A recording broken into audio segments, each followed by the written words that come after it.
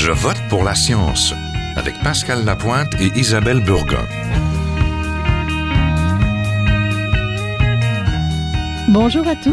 La lutte au changement climatique prend de nombreux visages. La réduction de l'émission des gaz à effet de serre, la promotion des énergies renouvelables, le transport durable, l'efficacité énergétique et également la taxe carbone et le marché du carbone. Nous entendons beaucoup parler de taxes et de bourses carbone sans bien comprendre leurs tenants et leurs aboutissants. La taxe carbone que le gouvernement fédéral veut instaurer est une taxe sur les produits issus des énergies non renouvelables, le pétrole, le gaz, le charbon, avec l'objectif de diminuer les gaz à effet de serre et également la pollution. La Colombie-Britannique a une taxe sur le carbone depuis 2008, avec un tarif, si j'ai encore le bon tarif, de $30 la tonne environ, soit concrètement une hausse de 6 à 7 cents sur le litre d'essence ou le diesel. L'Alberta vient en janvier dernier d'adopter également une taxe carbone. Pour sa part, le Québec a choisi d'instaurer depuis 2013 un marché du carbone.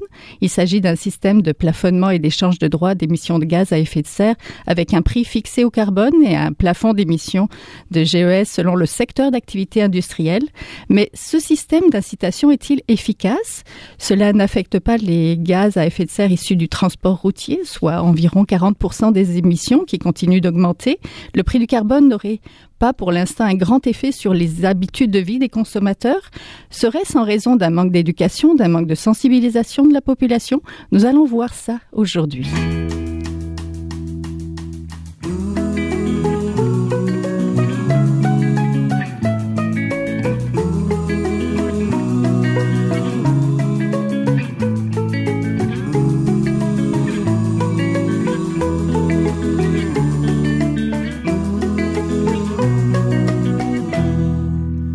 Nos invités aujourd'hui, Sébastien Wassenberger, professeur associé à l'Institut des sciences de l'environnement de l'UQAM et professeur en sciences de l'environnement de la TELUC. Bonjour. Bonjour. Et Stéphane Guilbeault, directeur principal et cofondateur d'Équiterre. Bonjour. Bonjour. Donc, on présente souvent la taxe carbone comme un outil dans la lutte de changement climatique. Expliquez-nous peut-être, M. Guilbeault. Écoutez, à la base, et c'est un principe qu'on utilise, c'est un outil qu'on utilise en environnement depuis longtemps. L'idée de taxer un comportement ou un produit dont on cherche à décourager l'usage et inversement pour encourager d'autres types de comportements. On a fait ce genre de choses-là, par exemple, avec l'enfouissement des déchets. Alors, il était une époque pas si lointaine au Québec où c'était gratuit d'enfouir des déchets. Et là, on s'est rendu compte qu'on avait des problèmes de gestion de ces sites-là, d'expansion de ces sites-là. Alors, qu'est-ce qu'on a dit? On va faire du recyclage, on va faire du compostage. Puis ça marchait pas encore tout à fait. Et là, on s'est dit, si on faisait payer une taxe à l'enfouissement, peut-être que ça permettrait de décourager la production de déchets. Et c'est effectivement ce qui est arrivé. Alors, c'est un peu le même principe qu'on veut appliquer aux émissions de gaz à effet de serre. Donc, quand on brûle du pétrole, du charbon, du gaz naturel, il y a une émission de différents types de gaz à effet de serre. Ces gaz-là s'accumulent dans l'atmosphère, réchauffent la planète, qui à leur tour cause des changements climatiques. Il y a différentes façons. Il y en a pas tant que ça, mais il y a deux grandes façons de mettre en place un prix sur le carbone. Alors, vous avez parlé de la taxe. Le principe est assez simple. On dit, pour chaque émission de gaz à effet de serre, il va y avoir une taxe de tant de dollars, la tonne, par exemple, de CO2 émis. Cette taxe-là, on peut l'appliquer aux producteurs de gaz à effet de serre. Donc, on pense aux compagnies pétrolières, les compagnies minières. On peut aussi l'appliquer au niveau du consommateur en disant, ça tant dessous le litre d'essence, par exemple, en fonction de différents facteurs. Et vous avez parlé donc du marché du carbone. Pour faire un parallèle, c'est un peu comme la bourse. Alors, vous pouvez, donc, il y a une bourse qu'on a créée où on impose à des compagnies des plafonds sur leurs émissions de gaz à effet de serre et on dit, si vous dépassez vos plafonds, vous devez payer une amende. Par contre, vous avez le droit d'échanger entre entreprises des droits d'émission. Alors, si Sébastien est très, très, très efficace, vous excuserez la familiarité, mais on se connaît. Donc, Sébastien est directeur d'une entreprise très efficace. Il a investi dans les renouvelables, dans l'efficacité l'efficacité énergétique, de sorte que son niveau d'émission est sous son plafond réglementé. Alors que moi, je suis dans le gaz de schiste, les sables bitumineux, et mes émissions sont en haut de mon plafond. Alors, qu'est-ce que je vais faire? Je vais aller voir Sébastien, je vais lui dire, écoute, toi, tu as des droits d'émission que tu n'as pas utilisés. Moi, je vais te les acheter. C'est intéressant pour lui parce que financièrement, il est récompensé pour son bon comportement. Et moi, ça me permet d'atteindre les objectifs sans avoir à payer une amende qui serait très dispendieuse. Donc, en gros, là, c'est un peu de ça dont on parle. Oui, professeur Wessenberger, c'est une bonne idée. C'est le principe donc du pollueur-payeur, C'est absolument ça. Et en termes de théorie économique, en fait, la taxe et les permis d'échange sont équivalents parce que le but, c'est de réglementer ou d'ajuster un marché qui a une défaillance dans le sens que dans le prix du pétrole que tout le monde paye des émissions de CO2, on ne compte pas tous les dommages qui sont causés à la société par les changements climatiques. Donc les coûts d'adaptation, les coûts de mitigation ne sont pas compris. Donc c'est un marché qui est faussé. En fait, on ne paye pas toutes les conséquences de ce qu'on fait. Donc il y a deux manières, c'est ça, d'internaliser, comme disent les économistes, ces externalités. C'est soit d'imposer une taxe ou de vendre des permis qui, idéalement, auraient le même prix. Alors, en pratique, il y a quand même des différences au sens, premièrement, de la répartition de l'effort et aussi dans le sens des incertitudes. La répartition des efforts, bien sûr, la taxe, c'est très facile. Le jour où on impose une taxe, tout le monde qui émet du CO2 qui est soumis au régime va payer une redevance qui s'en va à l'État, donc à la collectivité. Et avec ce revenu, on peut payer pour des actions d'adaptation, on peut payer pour des programmes scientifiques, on peut payer pour les coûts d'adaptation qu'encourent les communautés côtières, par exemple, qui sont touchées par les changements climatiques. Mais on pourrait aussi réduire d'autres taxes, comme une taxe sur le revenu. Donc là, on favoriserait l'emploi par rapport à la pollution, c'est ce qu'on appelle une taxe à revenu neutre. C'est ce qu'a fait la Colombie-Britannique d'ailleurs. En mettant en place la taxe carbone, elle a diminué le fardeau fiscal. Elle a fait ça, comme Sébastien l'a dit, à revenu neutre. On n'a pas augmenté le fardeau fiscal. Voilà, mais tout le monde peut faire finalement ce qu'ils veulent avec les revenus des permis ou des taxes, comme la Californie veut avoir un train rapide haute vitesse entre Los Angeles et San Francisco. Donc ça, c'est un exemple de projet qu'on peut financer. Alors l'histoire des permis, la répartition, c'est un peu plus compliqué parce que ça dépend comment on octroie les permis. Il y a toujours des périodes de validité de permis et on peut faire soit comme l'avait fait l'Union européenne au début de qui est le plus grand marché du carbone. Ils avaient donné les permis gratuitement aux entreprises des pays qui étaient concernés, et puis il y avait eu plein de négociations entre les pays qui allaient avoir combien de permis, c'est très compliqué. Mais en donnant les permis gratuitement, c'est plaisant pour tout le monde parce qu'au début il n'y a aucun coût, mais il n'y a pas de revenus non plus pour l'État parce que tous les revenus restent dans le secteur privé. Donc un des deux objectifs de la tarification du carbone, qui est de dédommager la société pour les dommages causés par cette pollution, n'est pas atteint. Donc on atteint seulement le deuxième objectif qui devrait être de réduire les émissions. Par contre, on peut aussi faire comme on fait au Québec, de vendre aux enchères ces permis. Donc là, en effet, la société touche son revenu.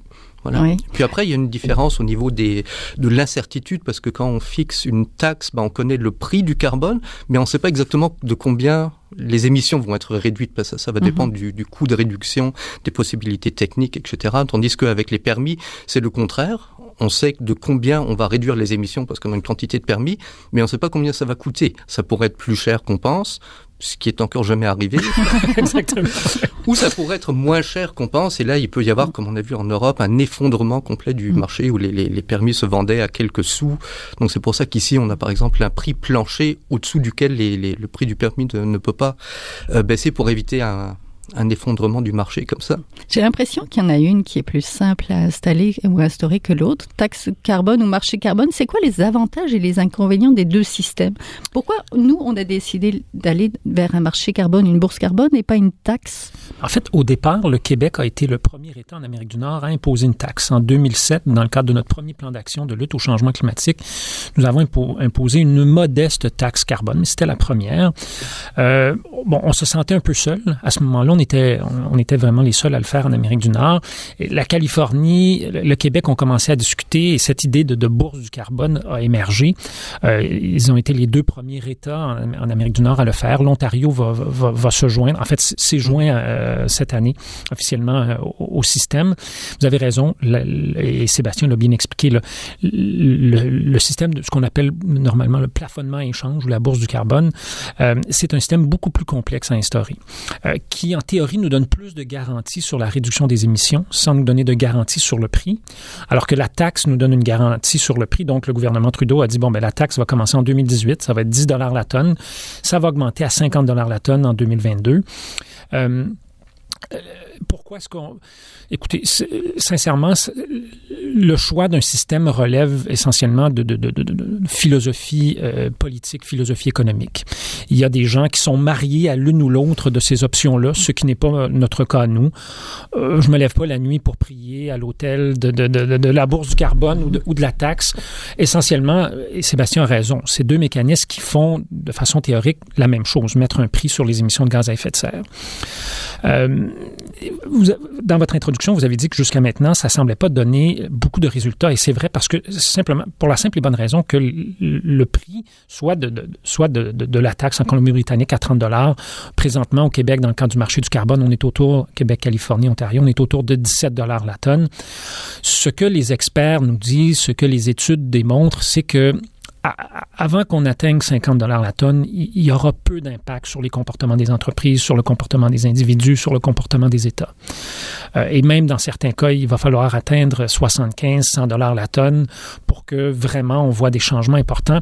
Il n'y a pas un politicien, j'en connais pas beaucoup de politiciens ou de politiciennes qui sont prêts à parler de taxe carbone de 50, 100 $, même si quand on leur parle derrière des portes closes, quand il n'y a pas de micro, pas de caméra, pas d'iPhone qui enregistre, ils vont nous dire, écoutez, on est d'accord avec vous. Et c'est d'ailleurs pour ça, je pense que le gouvernement Trudeau a dit, on ne parle pas de ce qui va arriver après 2022 au Canada. On dit, ça va aller jusqu'à 50 $ la tonne. Et tout le monde s'entend pour dire que ça va devoir continuer d'augmenter, mais on ne veut pas en parler tout de suite. On va laisser passer les prochaines élections fédérales et après ça, on pourra dire, oui, écoutez, il faudra continuer. Mais je pense qu'on a amorcé une démarche qui donne jusqu'à maintenant peu de résultats, sauf dans le cas du Québec où on a créé un fonds vert qui sert à financer des initiatives d'adaptation au changement climatique, des investissements dans les transports collectifs, dans l'efficacité énergétique, dans les renouvelables. Et ça, il y a quand même des bénéfices très concrets de ça, mais en termes de l'impact du prix présentement sur les émissions, c'est assez marginal. Ça va venir, je pense, au cours des prochaines années. Oui, vous l'avez dit. Donc, 2018, c'est la date fixée par Justin Trudeau pour que toutes les provinces emboîtent le pas à la taxe carbone. Le prix fédéral a été donc fixé à 10 $ la tonne de carbone, un tarif qui rentrera en vigueur en 2018. C'est peut-être beaucoup, c'est peu, ça a l'air peu.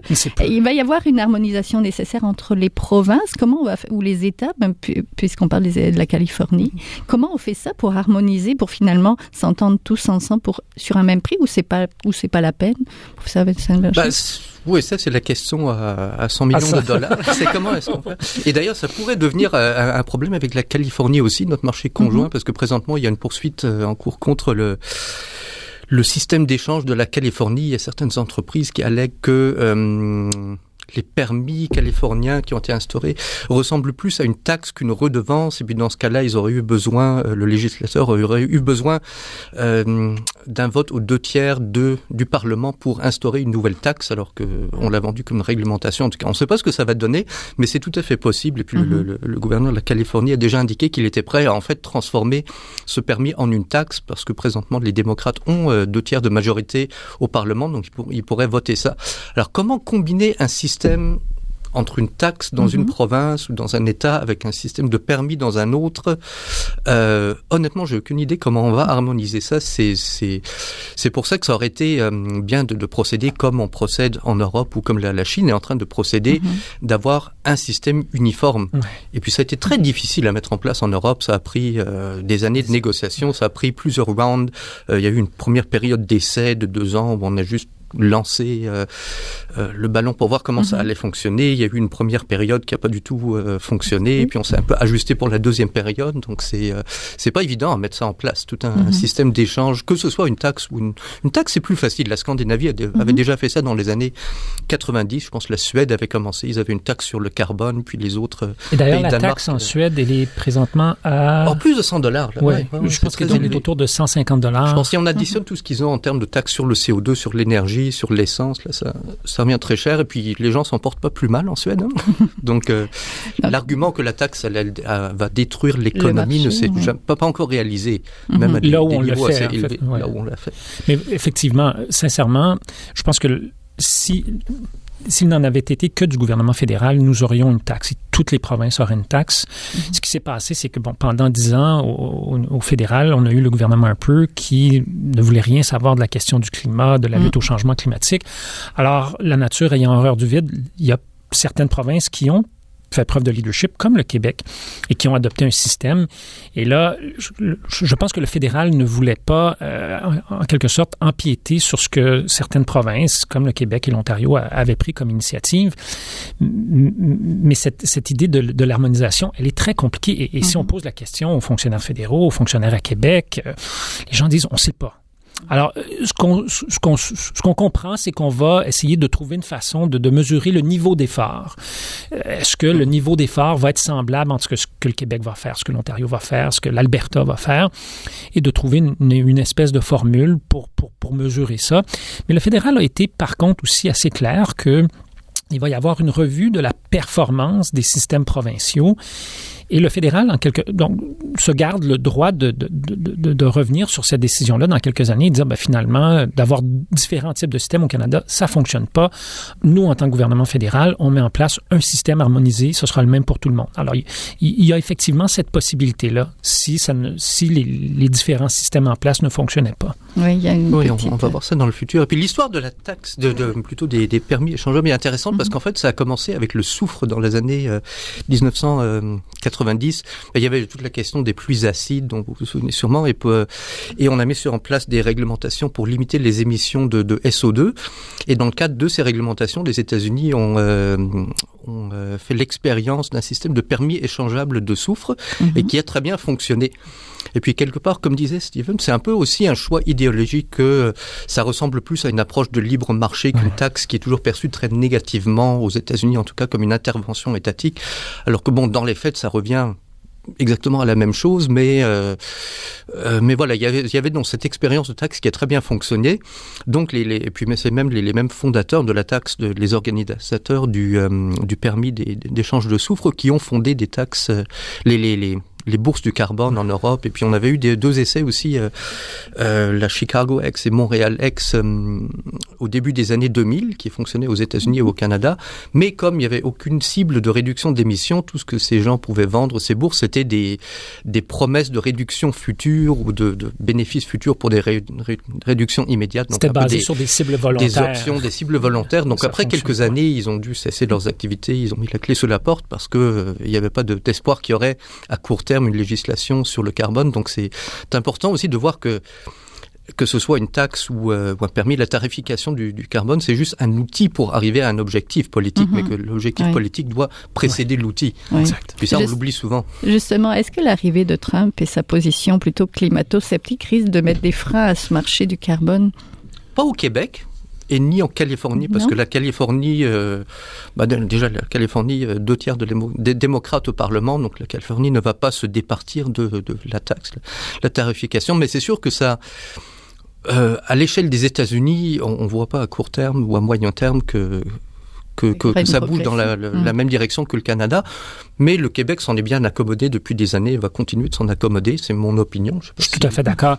Et d'ailleurs, en fait, sincèrement, je ne pense pas que l'élection de M. Trump sur cet enjeu-là, précisément, là, sans parler du reste, va avoir beaucoup d'influence sur ce qui va se passer.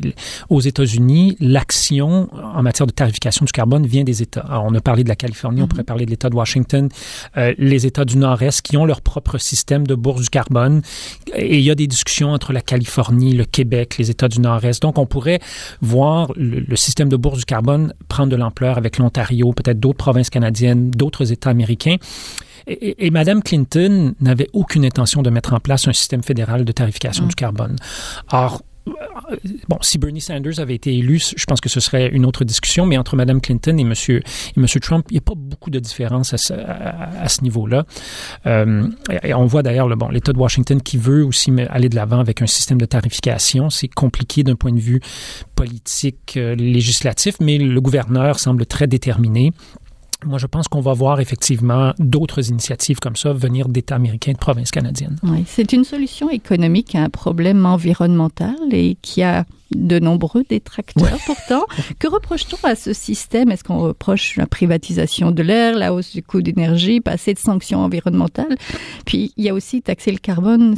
Est-ce que c'est pas indirectement l'autorisation de continuer à polluer et que ça favorise pas les gros pollueurs que nous sommes et défavorise pas les pays du Sud ou les petits pollueurs? Sincèrement, je veux dire, la taxe, une taxe sur le carbone aurait le même genre d'impact qu'un système de plafonnement échange, que la bourse du carbone. Or, cette idée-là que la bourse du carbone est un permis de polluer, j'achète pas ça, excusez le jeu de mots, mais dans la mesure où cette permission de polluer, les entreprises, elles l'ont déjà. Et ce que viennent faire ces deux mécanismes-là, c'est de contraindre, c'est de rendre ça de plus en plus difficile en mettant un prix sur cette pollution-là, en disant finalement, vous ne pouvez plus utiliser l'atmosphère comme une poubelle, comme vous l'avez fait. Et comme pour les sites d'enfouissement, à chaque fois que vous enfouissez une tonne de déchets dans un site, vous êtes taxé. À chaque fois que vous allez émettre une tonne de CO2 ou de gaz à effet de serre dans l'atmosphère, vous allez être taxé. Je pense que, sincèrement, je connais des détracteurs, je discute avec eux du système de la bourse. Ça relève, à mon avis, mon humble avis, de philosophie politique, de philosophie économique. Donc, ce sont des gens qui n'aiment pas beaucoup les mécanismes de marché et je respecte ça. Mais je pense que Sébastien et moi, on l'a dit à plusieurs reprises, fondamentalement, on parle de faire pas mal la même chose en utilisant des mécanismes différents. Oui, et puis c'est une discussion qui date même des années 60. Il y avait un article célèbre qui s'appelait « La tragédie des communs ». Et puis, la question est comment restreindre l'accès à un bien commun, dans ce cas-là, le bien commun de l'humanité qui est notre climat, donc la composition de notre atmosphère. Et jusqu'à maintenant, il n'y a aucune restriction d'accès. Donc tout le monde peut émettre ce qu'il veut dans l'atmosphère, en tout cas en termes de gaz à effet de serre. C'est pas le cas pour la couche d'ozone, par exemple, ou pour les sulfates, on n'a plus le droit. Mais n'importe quel système est mieux que l'absence de droit d'accès. Alors maintenant, la solution, en effet, de libre marché, c'est pas de privatiser, mais de transformer ça en un bien commun payant. Donc, ça restreint l'accès, bien sûr, à ceux qui peuvent payer. Ça, on peut discuter des questions de justice, d'injustice.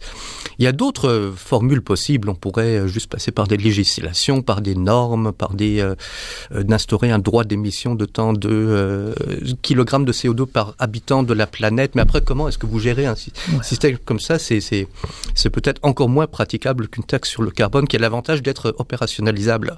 Donc, on peut en discuter. Et ces systèmes-là n'évoluent pas en vase clos. Par exemple, aux États-Unis, le gouvernement fédéral, même sous Obama, n'a pas mis en place de système de tarification du carbone, mais M. Obama a quand même fait adopter une loi restreignant beaucoup les émissions de gaz à effet de serre des centrales polluantes. Donc, on peut utiliser la réglementation sans aller dans les mécanismes économiques. Et c'est ce qu'on est en train de faire au Canada. Donc, on veut imposer des limites aux émissions de méthane de différents grands producteurs. Le méthane qui est un gaz à effet de serre très puissant.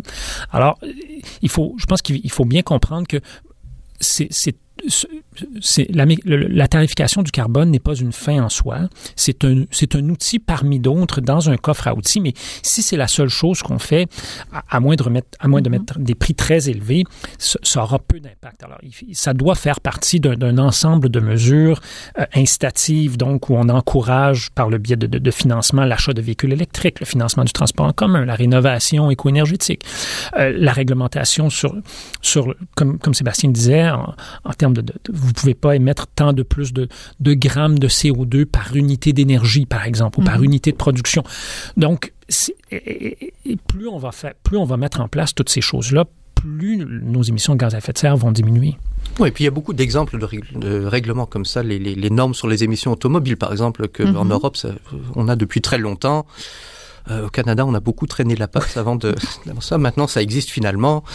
Des lois sur les portfolios énergétiques dans certains États aux États-Unis, on doit avoir un tel ou tel pourcentage d'énergie renouvelable pour pouvoir entrer dans le marché de vente d'énergie. Donc c'est ça. Il y a beaucoup d'autres solutions puis qui peuvent être tout à fait complémentaires avec une taxe sur le carbone, mais il faut pas voir ça comme un droit de polluer. Comme disait Steven, avant tout le monde pouvait polluer sans même payer ou avoir de restrictions. Puisqu'on parle d'une bourse, est-ce qu'on n'a pas à craindre une spéculation sur le prix des permis, par exemple, ou le droit d'émettre des gaz à effet de... Et est-ce qu'on pourrait voir une bulle spéculative sur le carbone, comme la société d'Al Gore, la Generation Investment Management, qu'il a créée, là? Est-ce qu'on peut imaginer que cette bourse-là... Théoriquement, parce qu'il y a des marchés du carbone qui vendent des options, par exemple. Puis même en Chine, ils vont créer toutes sortes d'outils. Donc on peut, en Europe, par exemple, on peut acheter les permis qui sont valables présentement, mais on peut acheter des options pour des permis futurs. Et puis, c'était intéressant lors de la deuxième... Donc, acheter des prix, garantir des prix que nous allons payer en tant qu'entreprise dans 5 ans. Alors, oui. Effectivement. Et je pense que certains des détracteurs du système de la bourse du carbone en ont effectivement, après ce type de mécanisme-là, d'outils financiers très spéculatifs. Et ça peut être un problème. Vous avez raison, le système de bourse est beaucoup, et Sébastien l'a dit, c'est beaucoup plus difficile. Les règles à élaborer, la vérification, la transparence doivent être des éléments auxquels on a beaucoup pensé, on a beaucoup réfléchi avant de le mettre en place ou faire des modifications dans le temps. L'Union européenne l'a fait d'ailleurs. Et le Québec, la Californie ont appris des Européens qui étaient les premiers à faire ce genre de système-là. Ils ont fait des erreurs. On a appris de leurs erreurs. On a mis en place certaines balises dans notre système. Je pense que l'Union européenne aurait aimé avoir ces balises au départ, le prix plancher. Le prix plancher, je ne sais pas pourquoi ils l'ont pas introduit a posteriori, parce que c'était un désastre lors de la deuxième période de validité. Les permis étaient tombés à quelques cents. Et puis c'était amusant parce que dans ce temps-là, les options pour la période prochaine se vendaient 100 fois plus cher que les vrais permis qui étaient valables actuellement. Mais c'est sûr que le système des permis, ça peut donner lieu à certaines dérives. Il y avait par exemple tout un stratagème que la Deutsche Bank avait mis sur pied pour vendre et revendre des permis dans différents pays de l'Europe. Et puis c'est des transactions qui vont très vite et qui sont électroniques. Et à chaque fois, ils se faisaient rembourser la taxe sur la valeur ajoutée.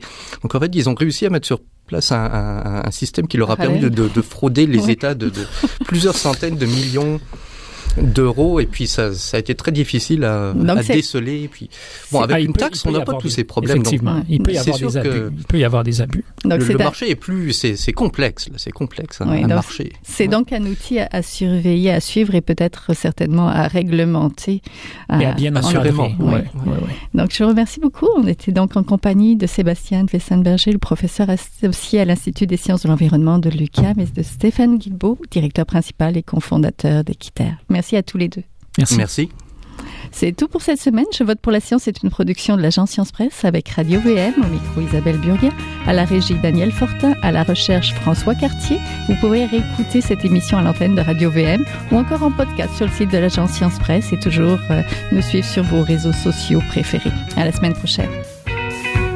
Jing Zhaohua est un chercheur typique de ceux pour qui les progrès de la bioinformatique ont préséance.